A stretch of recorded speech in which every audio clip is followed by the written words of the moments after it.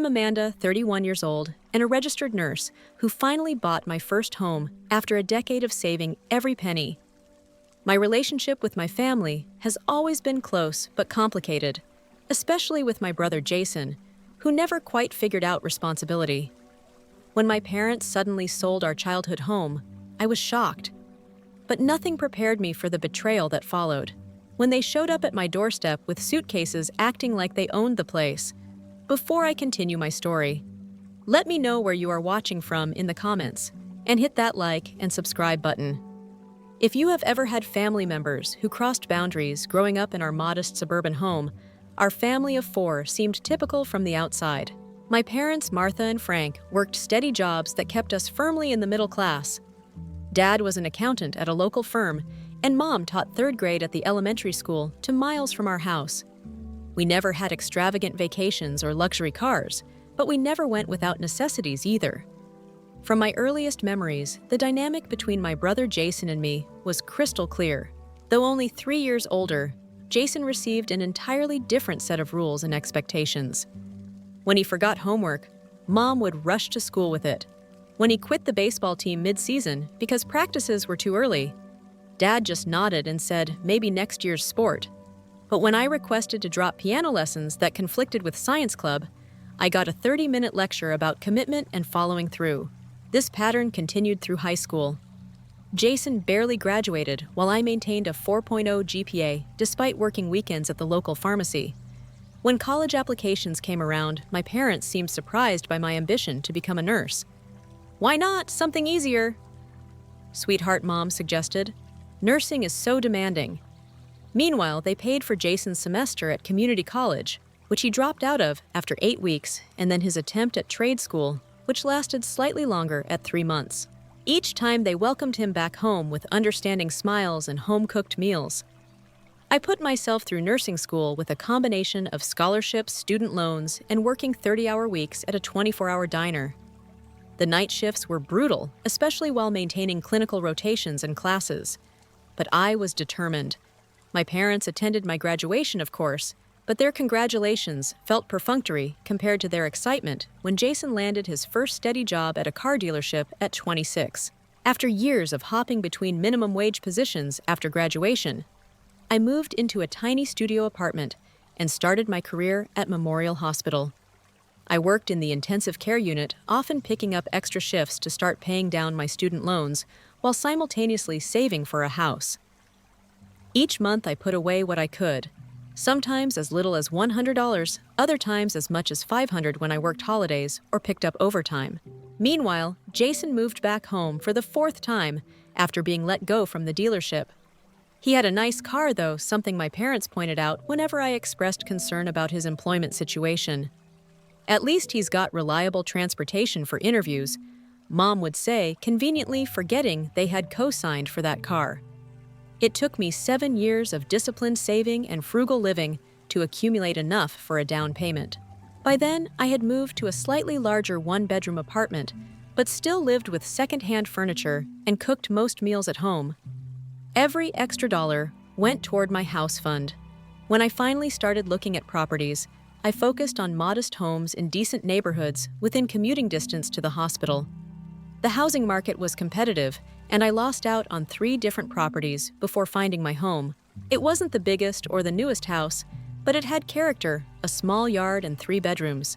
What made it special was the seller, Eleanor, an 84-year-old retired nurse who had lived there for 40 years when her arthritis made the stairs too difficult. She reluctantly decided to sell and move to a single-level condo. When her realtor told her a young nurse was interested in the house, she immediately invited me over for tea. Eleanor and I connected instantly. She showed me photos of her nursing career from her days in a crisp white uniform and cap to more recent pictures before her retirement. She told me she felt better knowing her home would go to someone who understood the value of care. When another buyer offered $5,000 more, she still chose my offer. The day I got the keys was the proudest moment of my life. I remember standing in the empty living room, sunlight streaming through the windows, overwhelmed with emotion. This was mine. Every double shift, every meal of ramen noodles, every birthday where I asked for Home Depot gift cards instead of clothes or jewelry had led to this moment. I spent the first month painting and fixing up small things, making the space truly mine. The first furniture I bought was a dining table that could seat 6 because, despite everything, family remained important to me. I invited my parents and Jason for the first official dinner in my new home, cooking my mother's famous lasagna recipe. As a gesture of gratitude for their support, however uneven it had been during those first few months as a homeowner, I established a tradition of Sunday family dinners. Jason would occasionally cancel last minute or show up late, but my parents rarely missed a week. It was during these dinners that I began noticing changes in their behavior. Dad seemed more stressed than usual, checking his phone frequently and stepping outside for calls. Mom would make odd comments about retirement and how expensive everything was getting. When I asked directly if everything was okay with their finances, they brushed off my concerns. They're just getting older, I told myself. Everyone worries about retirement. Little did I know that these subtle shifts in behavior were the first warning signs of what was coming. Had I paid closer attention, perhaps I could have prepared myself for the betrayal that would soon rock my world and test the very definition of family loyalty. The Sunday that changed everything started normally enough. I had prepared pot roast with all the fixings, set the table with the nice dishes I had splurged on at a department store sale, and even bought a bottle of my father's favorite wine. When the doorbell rang, I expected the usual greetings and casual updates about their week. Instead, Mom was unusually quiet, and Dad seemed jittery. Jason had texted that he would be 30 minutes late. Something about traffic, though. The roads had been clear on my grocery run earlier. We made small talk about the weather and my recent promotion to charge nurse. While waiting for him, when Jason finally arrived, he seemed different to almost smug. He was wearing a new designer watch I had never seen before, and mentioned he had just come from looking at apartments in Lakeside Towers, the luxury high-rise downtown, where one-bedroom units started at twice what I paid for my mortgage. "There's some big news," Dad announced after we had all served ourselves. "Your mother and I have decided to sell the house." The fork froze halfway to my mouth. Sell the house, our family home for over 25 years. But why I managed to ask, setting my fork down as my appetite instantly vanished. "It's just time," Mom said, not meeting my eyes. "The neighborhood is changing, and that 2-story layout isn't getting any easier on our knees." Dad nodded vigorously. "And the market is hot right now. Our realtor says we could get top dollar." I glanced at Jason, expecting to see the same shock I felt, but he was calmly cutting his meat, seemingly unsurprised. "When are you thinking of moving?" I asked. "That's the other surprise," Mom said with a forced smile. "We already accepted an offer. Closing is in 3 weeks.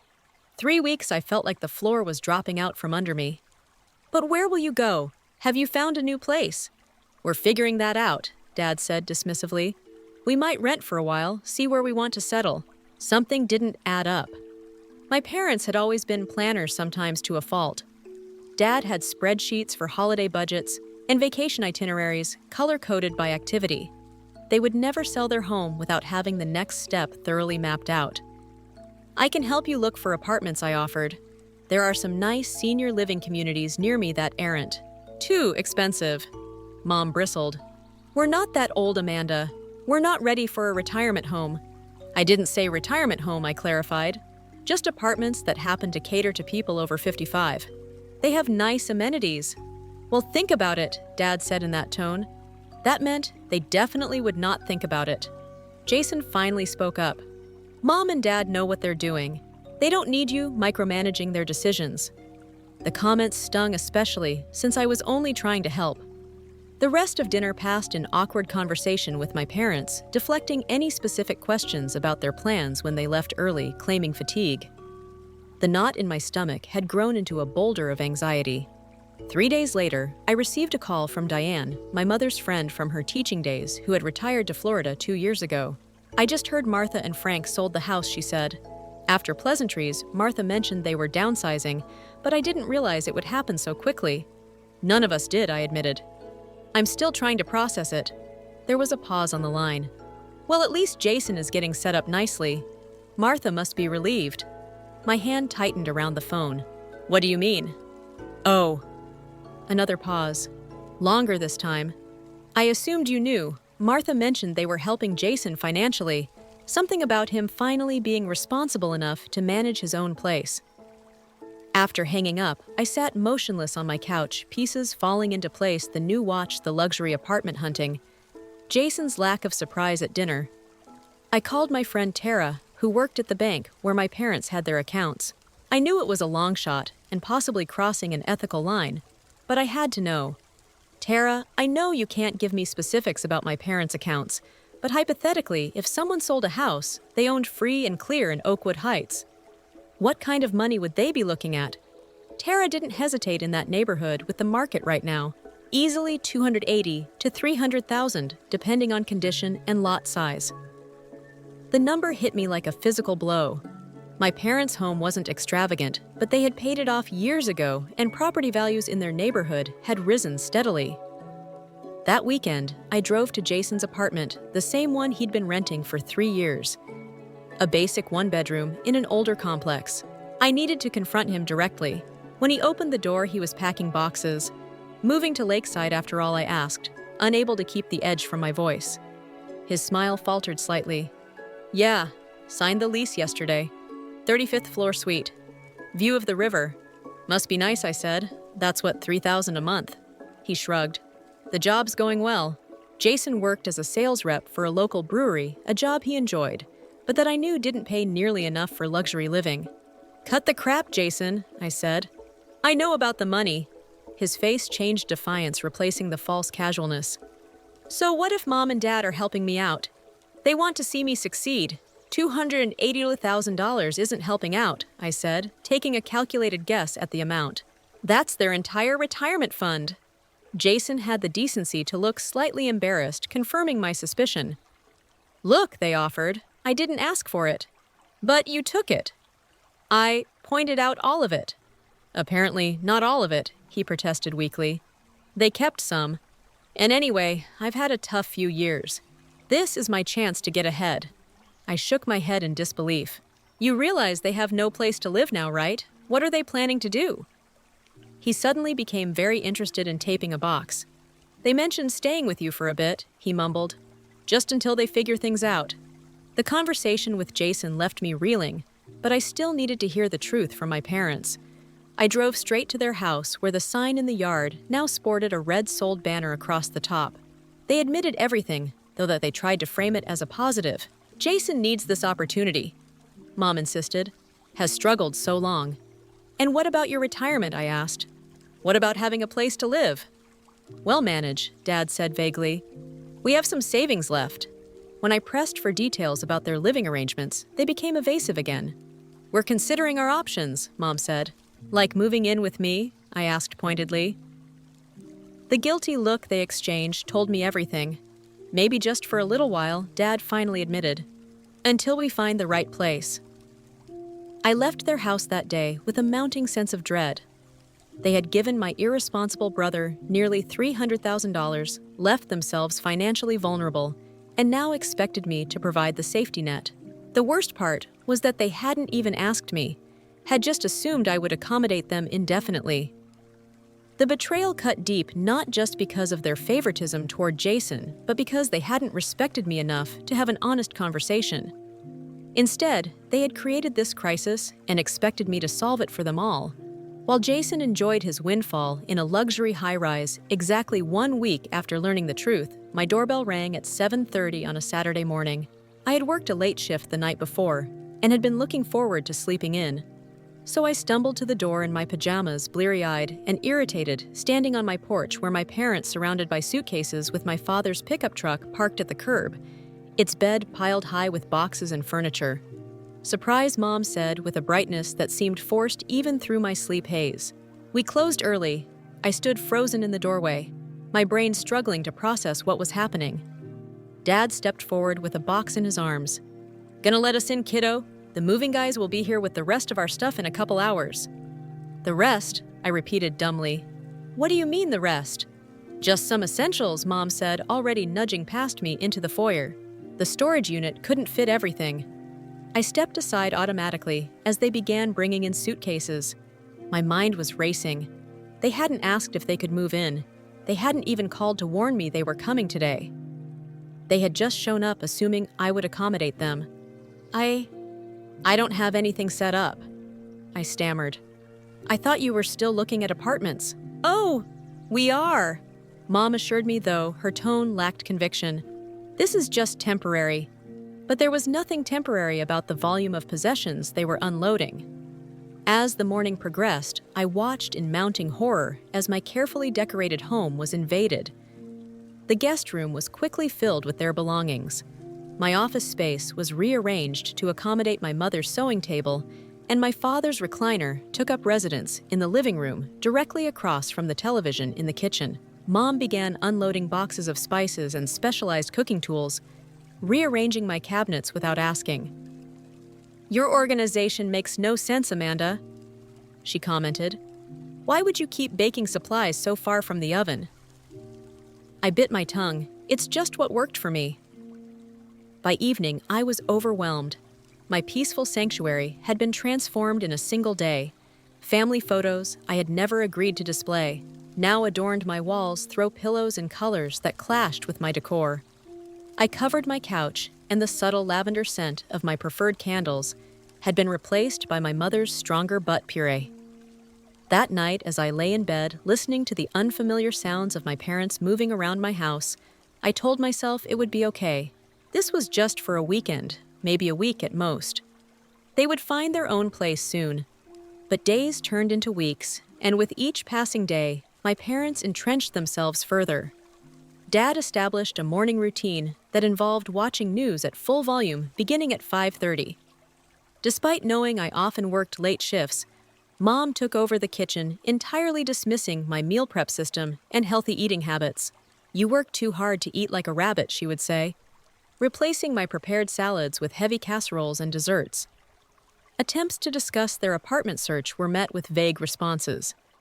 "The market is tight right now," Dad would say, "or we're waiting for something in the right neighborhood." Meanwhile, they began treating my home as if it were theirs. Mom rearranged furniture while I was at work, claiming the new layout made more sense. Dad invited his friends over to watch sports without asking, leaving beer bottles and snack residue throughout my living room. When I tried to establish some basic ground rules, their response was dismissive at best. "It's not like you're here most of the time anyway," Mom pointed out. "You're always working." "We raised you in our house for 18 years, Dad added. "You can't spare a few rooms for a couple months." The strain began affecting my work. After a 12-hour shift dealing with critically ill patients, I would come home not to the peaceful retreat I had created for myself, but to more stress and tension. My concentration suffered, and I made a medication error that thankfully was caught by a colleague before reaching a patient. My supervisor noticed the change. "Everything okay at home, Amanda?" she asked during a break. "You seem distracted lately." I couldn't bring myself to explain the full situation, so I just blamed it on some family stuff. "Take care of yourself," she advised. "We need you at your best." But how could I be at my best when my personal space had been invaded, my routines disrupted, and my very sense of ownership in my own home undermined? The breaking point of this phase came when I returned from an overnight shift to find my parents hosting a family brunch. Aunts, uncles, and cousins I hadn't seen in months were scattered throughout my home, using my dishes, sitting on my furniture, leaving water rings on my coffee table. Worse, I overheard my mother telling my aunt, "We're so happy Amanda has this lovely home. It's perfect for all of us." I slipped upstairs, shut my bedroom door, and for the first time since the invasion began, I cried. Not just from exhaustion or frustration, but from the deep sense of betrayal that my parents had used me as a solution to a problem they had created themselves. All while Jason enjoyed the fruits of their generosity in his Riverview luxury apartment. The family brunch incident was just the beginning of increasingly brazen boundary violations. A week later, I returned home from a particularly grueling shift where I had lost a patient, a rarity in my career that always hit me hard. All I wanted was to soak in a hot bath with a glass of wine and process my emotions in peace. Instead, I walked into a house full of strangers. My parents had invited their church group over for a potluck dinner. 16 people I barely knew were scattered throughout my living room and kitchen, using my space as if it were a community center. Amanda, Mom called when she spotted me. "Come meet Pastor Williams and his wife." I stood in my own entryway, still in scrubs, emotionally drained, as strangers smiled expectantly at me. I murmured a quick greeting before escaping upstairs, only to discover someone had been in my bedroom. The one space I had explicitly declared off limits. My dresser items were rearranged, and the bedspread was different, replaced with an old quilt from my childhood. When I confronted Mom later, her response was infuriating. "That old comforter was so plain," she said. "I thought you'd appreciate having something with more character." "What I would appreciate," I replied with forced calm, "is if you would respect my private space." She looked wounded. "I was just trying to help. And anyway, I don't see why you're so upset about having your family quilt on your bed. I kept it all these years for you." The conversation devolved from there, with Mom turning the situation around to make it seem like I was being unreasonable for wanting basic privacy in my own home. A few days later, I discovered that my home office, which I used for paying bills, continuing education, and occasional telehealth consults, had been completely transformed. The small daybed I kept for overnight guests was now made up as a permanent bed. My desk pushed into a corner, and my reference books packed away in boxes. "What happened in here?" I asked Dad, who was watching television downstairs. "Your mother thought Jason might want to stay over sometimes," he explained casually. "Since has been so busy with the new place we hardly see him." I stood speechless. They had given Jason nearly $300,000, which had funded his move to a luxury apartment, and now they were rearranging my home to accommodate his occasional visits. "That was my office." I finally managed to say, "I need that space for work." "You can work at the kitchen table," Dad replied. "It's not like you use the office every day." That night, Jason called, a rare occurrence. "Hey sis," he said, sounding unusually cheerful. "Thought I'd come by this weekend. Check out the family setup." The family setup, as if my home had become a new family compound rather than my personal residence that had been invaded. "It's not a good time," I said shortly. "I'm working doubles." "Mom said you'd made up a room for me," he pressed. "Mom made up a room," I corrected without asking me. There was an awkward pause. "Look, I know things are weird right now, but can't you just roll with it for a while? They're getting older. They need someone to take care of them." The hypocrisy was stunning. "They need someone to take care of them. Then why did they give you all their money?" "Not all of it," he said defensively. "And they wanted me to have it." "It's not my fault they decided to stay with you instead of getting their own place." "Do you even hear yourself?" I asked incredulously. "They gave you enough money to buy your own house outright, and instead you're living in a luxury apartment while they invade my space." And somehow, in the bad guy for being upset about it, Jason became defensive. "I didn't ask them to move in with you. That's between you and them."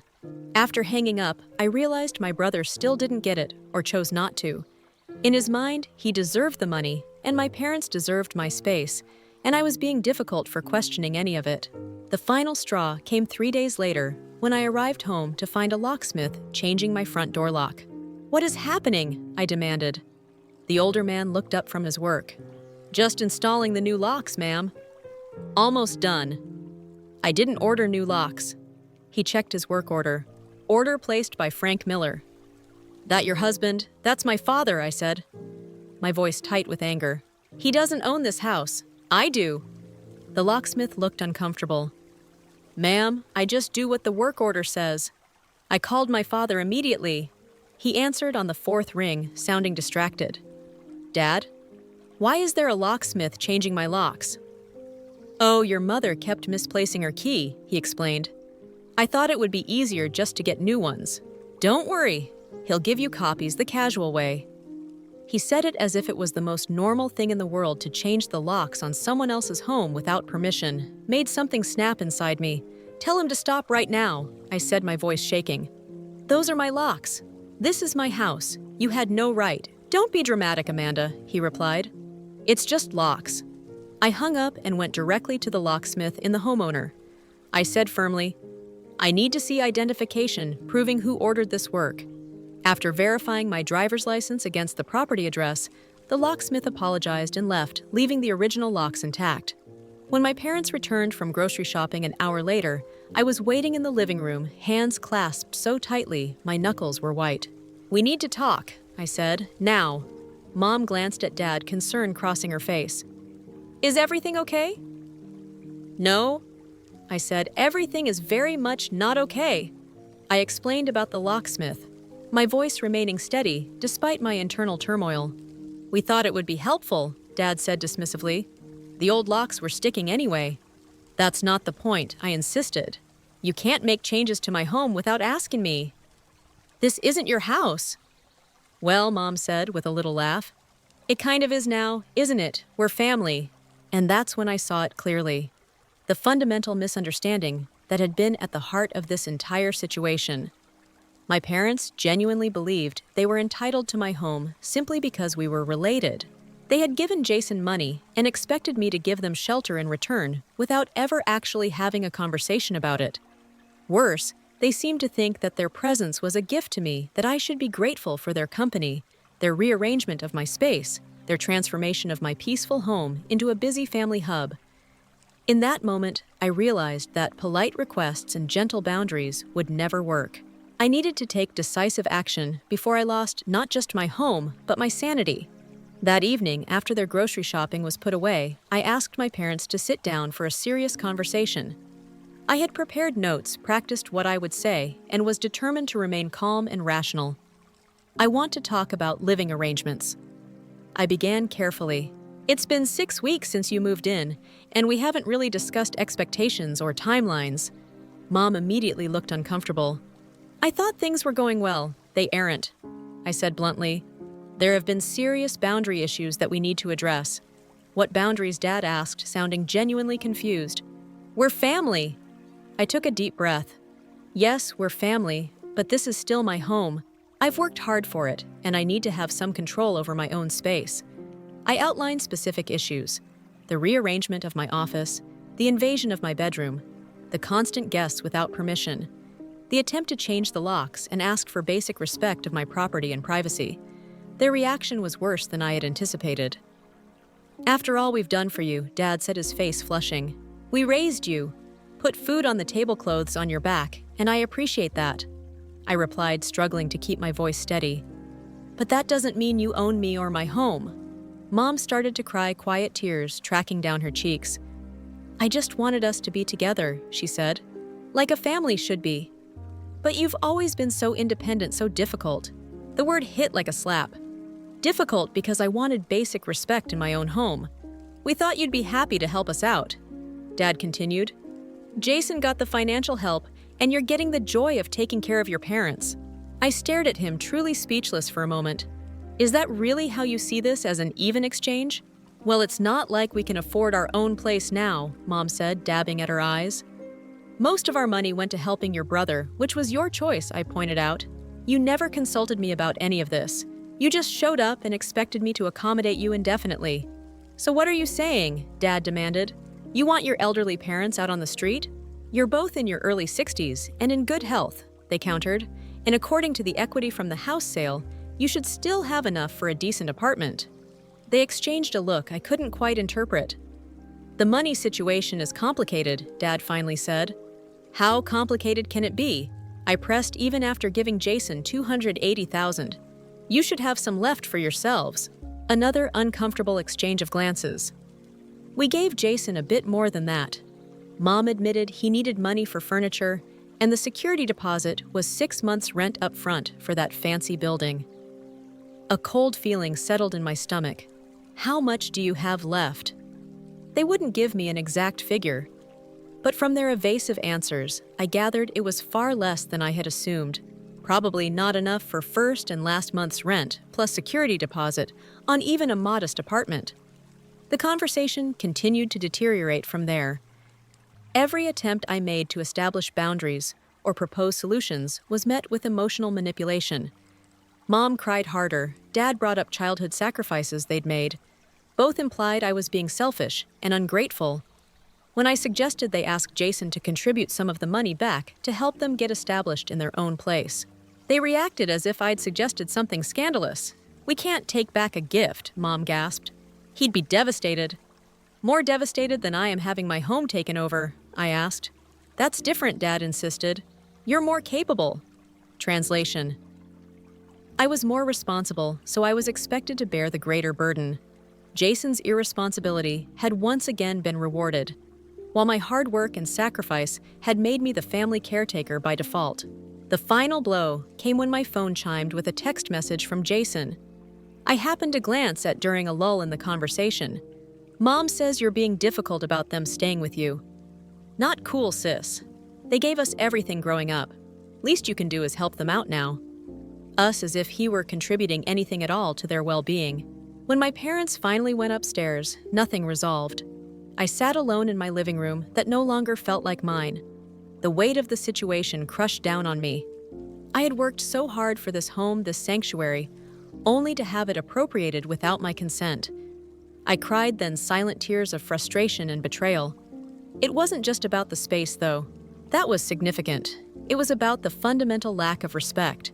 The assumption that my needs and boundaries mattered less than everyone else's in the family. As I sat there in the dim light, I realized something had to change. I could not continue living like this, walking on eggshells in my own home. Watching my carefully built life crumble under the weight of obligations I had never agreed to shoulder. That night, I made a decision. If reason and emotional appeals wouldn't work, I would need to take more drastic measures to reclaim my home and my life. The morning after our failed conversation, I called in sick to work for the first time in over a year. I needed time to think, to strategize to regain control of a situation that had spiraled beyond anything I could have imagined. My first call was to Sarah, a friend from nursing school who had gone on to law school and now specialized in property law. I explained the situation in detail, holding nothing back. "So legally, where do I stand?" I asked after laying out the whole mess. "As the sole owner of the property, you have every right to determine who lives there," Sarah explained. "Since your parents don't have a lease and haven't established tenancy yet, in most states that takes 30 days, you could technically ask them to leave immediately. And if they refuse, then it becomes more complicated," she admitted. "You might have to go through formal eviction proceedings, which can be lengthy and frankly devastating to family relationships. The last thing I wanted was to have my parents forcibly removed by authorities. Despite everything, I still loved them, but I also recognized that their behavior had crossed from presumptuous into manipulative and potentially financially abusive. Sarah recommended a two-pronged approach: document everything and seek mediation. Put everything in writing. She advised dates. They moved in conversations. You've had boundaries they've crossed, and find a neutral third party, maybe a family therapist or professional mediator, to help facilitate a conversation about expectations and timelines. My next call was to my cousin Lisa, my mother's niece, who had always been the voice of reason in family disputes. I knew she would be honest with me about how my actions would be perceived by the extended family. "Honestly, Amanda, most of the family has no idea what's really going on," Lisa told me at the brunch. "Your mom made it sound like you had invited them to live with you because you were lonely in that big house by yourself." The revision of reality took my breath away. I quickly filled Lisa in on the truth, including the money given to Jason and my parents, subsequent financial vulnerability. "That's not what we've been told," Lisa said slowly. "Your mom told Aunt Kathy that they gave Jason a small loan for his apartment deposit and were helping you with your mortgage." Another lie. I had never received a penny from my parents for my house. With Lisa's help, I began reaching out to key family members to quietly correct the narrative, not to villainize my parents, but to ensure everyone understood the reality of the situation before I took my next steps. Meanwhile, I consulted with a financial advisor, paying for an emergency session to understand what options might be available for my parents. Based on their approximate age and work history, he outlined several possibilities for them. From senior apartments with income-based rent to accelerating their Social Security benefits. All of these options would require significant downsizing from their previous lifestyle, but none would leave them homeless or destitute as they had implied. Armed with this information, I moved to the next phase of my plan while my parents were out visiting friends. I installed security cameras at my front and back doors, changed the Wi-Fi password, and most importantly, documented everything of value I owned. Taking photos and creating a detailed inventory with those dates of purchase and approximate values. If this turned truly ugly, I needed to protect myself from potential claims that I had somehow taken advantage of them rather than the reverse. The most difficult part was preparing myself emotionally, a lifetime of giving in to my parents' wishes, of being the responsible one who picked up the slack when Jason dropped the ball, had conditioned me to put their needs above my own. Breaking that pattern would require strength. I wasn't sure I possessed. I scheduled an emergency session with my therapist, Dr. Myers, whom I had been seeing occasionally since starting my nursing career to deal with the emotional toll of the job. What you're describing is a classic case of family role entrenchment, she explained. You've been cast as the responsible caretaker while your brother gets to be the one who needs help. But I'm not their caretaker, I protested. I am their daughter. Exactly. Dr. Myers agreed. And somewhere along the way, they confused your responsibility and capability with an obligation to solve their problems, even ones they created themselves. With her guidance, I practiced setting and maintaining boundaries, worked on managing the guilt I knew would come, and prepared myself for the confrontation that was inevitable. My final preparation was creating a formal written notice for my parents, outlining my expectations, and a timeline for them to find alternative housing. Sarah helped me draft it in language that was firm but compassionate, making clear that this was not a punishment, but a necessary step for my well-being, and ultimately our relationship. I set a deadline of 30 days, provided resources for senior housing options in the area, and even offered to help them with the first 3 months' rent to ease the transition. With all my preparations in place, I scheduled a family meeting for the following Sunday. I invited Jason as well, since his role in this situation could not be ignored, and arranged for a professional mediator to attend, to help keep the conversation productive. The night before the meeting, I barely slept. I kept imagining worst-case scenarios, my parents disowning me, extended family taking their side, becoming the villain in a story where I had only tried to protect myself. But beneath the anxiety was a growing sense of resolve. This was my home. I had earned it through years of hard work and sacrifice, and while I was willing to help my family in reasonable ways, I would no longer allow them to take advantage of my generosity or disrespect my boundaries. As the sun rose on Sunday morning, I felt a strange calm settle over me. Whatever happened today, I would face it with honesty and integrity. And for the first time in weeks, I felt truly awake, truly present in my own life, my own home. It was time to reclaim what was mine. Sunday arrived with a tense stillness in the house. I had asked the mediator, a calm, authoritative woman named Diane, with 20 years of experience in family conflict resolution, to arrive 30 minutes before my parents and Jason. We used that time to set up the living room with chairs in a circle, removing the hierarchical feeling of my usual furniture arrangement. I look for power dynamics in how people position themselves, Diane explained. This setup makes it clear we're all equal participants in this conversation. My parents entered first, looking confused by the unfamiliar face and formal arrangement. Jason arrived 10 minutes late as usual, dressed casually, as if this were just another family gathering. "Who's this, Dad?" asked immediately, gesturing to Diane. "This is Diane Reynolds," I explained. "She's a professional mediator, and she's here to help us have a productive conversation about our living situation." Mom looked stricken. "You brought in an outsider to family business. I need someone neutral to help us communicate effectively," I said, sticking to the script Diane and I had prepared. "We haven't been able to do that on our own." Jason snorted. "Seems a bit dramatic, sis." Diane smoothly took control, explaining her role and setting ground rules for our discussion. Each person would have uninterrupted time to speak. No personal attacks would be permitted. We would focus on solutions rather than blame. Amanda has asked for this meeting because she has concerns about the current living arrangements in her home, Diane began. I'd like her to share those concerns first. I had practiced what I wanted to say, but facing my family directly made the words catch in my throat. I took a deep breath and pushed forward. 6 weeks ago, you arrived at my doorstep with no warning and moved into my home. I began looking at my parents. Since then, you've rearranged my furniture, converted my office to a bedroom, hosted parties without asking, invaded my private space, and even tried to change my locks. I feel disrespect and overwhelmed in my own home, which I've worked very hard to purchase and maintain. Mom started to interrupt, but Diane gently reminded her of the ground rules. I continued, "My understanding is that you sold your house and gave most of the proceeds to Jason, leaving yourselves without enough money for your own place.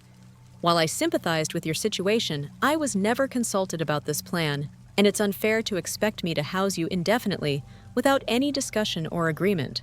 When I finished, there was a heavy silence. Diane turned to my parents. "Would one of you like to respond to what Amanda has shared?" Dad went first, his voice defensive. "We raised her for 18 years. We sacrificed everything for our children. Is it so wrong to expect some help in return?" "And we're not just freeloading," Mom added quickly. "I cook and clean. Frank fixed that leaky faucet in the guest bathroom." I had prepared for this response. The implication that parenting created a debt children needed to repay. Diane nodded to me when I indicated I wanted to respond. "I appreciate everything you've done for me growing up," I said carefully. "But that doesn't mean I owe you my home or my autonomy as an adult. Parents choose to have children. Children don't choose to be born. Your decision to give Jason most of your money was made without consulting me. Yet the consequences of that decision have fallen largely on my shoulders." Jason shifted uncomfortably in his seat. "Look, I didn't ask them to give me the money. They offered and you accepted it." I pointed out, knowing they would need somewhere to live afterward. "They said they had it figured out." He protested. Diane directed us back to the core issue. "It sounds like there was a significant miscommunication about plans following the sale of the house."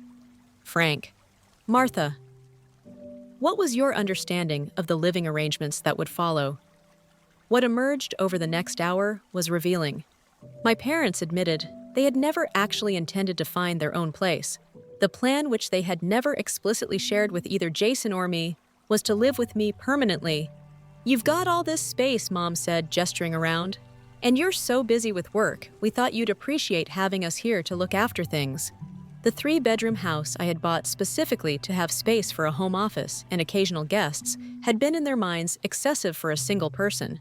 They believed they were entitled to that extra space more than I was, simply because there were 2 of them and only 1 of me. As for the money, they had indeed given Jason far more than I had initially thought beyond the house proceeds. They had liquidated most of their retirement accounts as well, incurring significant penalties for early withdrawal.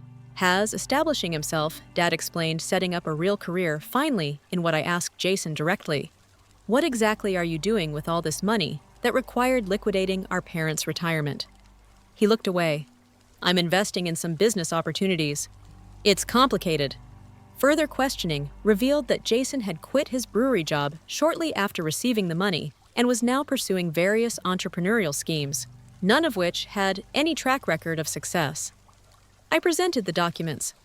ID prepared 3 copies of a statement showing my parents' options for independent living within their remaining budget information about senior housing assistance, and finally, the formal notice giving them 30 days to find alternative housing.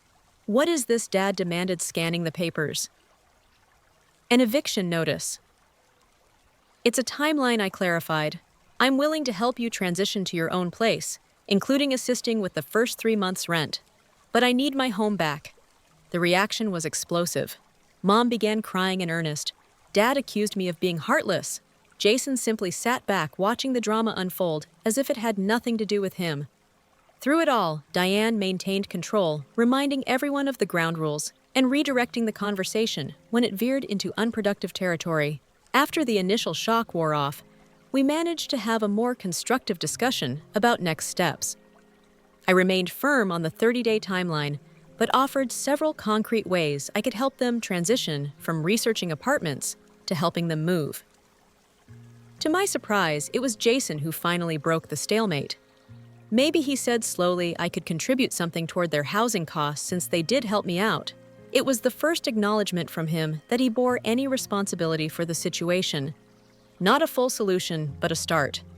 By the end of the 3-hour session, we had a tentative agreement. My parents would move out within 30 days. Jason would contribute $1,000 monthly toward their housing for the first year. I would help with moving expenses and the initial security deposit on a new place. The days that followed were tense but purposeful.